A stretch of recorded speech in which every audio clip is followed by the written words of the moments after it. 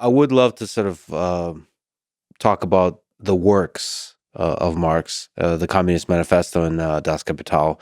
What can we say that's interesting about the manifestation of his ideas on paper? Well, the first thing to note, obviously, is that those two works are very different. Das Kapital is an enormous multi-volume work that Marx worked at and only got the first volume out because Engels begged him to stop revising. Please just finally get it into press. And then the rest, Engels had to actually reconstruct out of notes after Marx passed away. It's a huge work. By contrast, the Communist Manifesto is a brief pamphlet that ended up affecting the lives of many millions worldwide, in spite of its comparative brevity.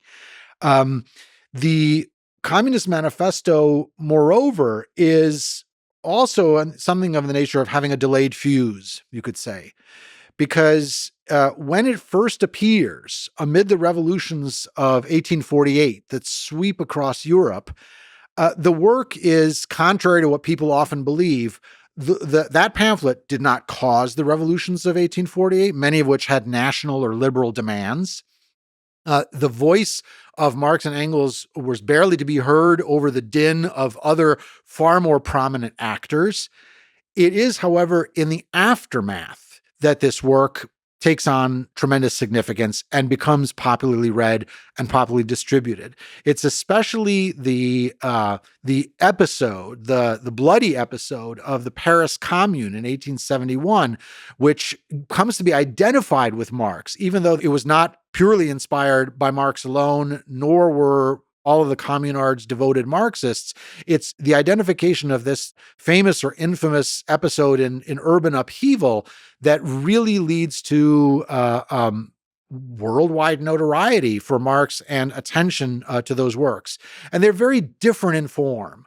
Das Kapital is intended to be the origin of species of its realm of economic thought, and represents years and years of work of Marx laboring in the British Museum Library, working through statistics, working on little bits and pieces of a larger answer to big historical questions that he believes that he's arrived at.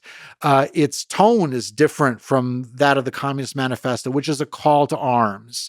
It announces with great confidence what the scheme of history will be, but rather than urging that the answer might be passivity and just waiting for history to play out in its preordained way, it's also a clarion call to make the revolution happen, and is intended to be a pragmatic, practical statement of how this is to play out, and starts in part with those ringing words about a ghost or a specter haunting Europe, the specter of communism, which wasn't true at the time, but decades later, most definitely is the case.